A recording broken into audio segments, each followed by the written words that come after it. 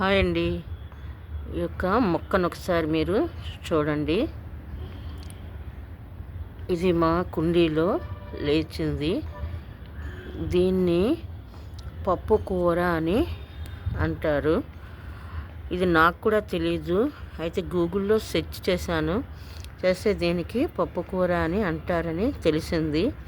అయితే దీన్ని మనం తోటకూరలాగా తోటకూర ఎలాగైతే చేసుకుంటామో అదేవిధంగా పప్పులో ఆకు వేసి మనం కూడా కూర చేసుకోవచ్చు.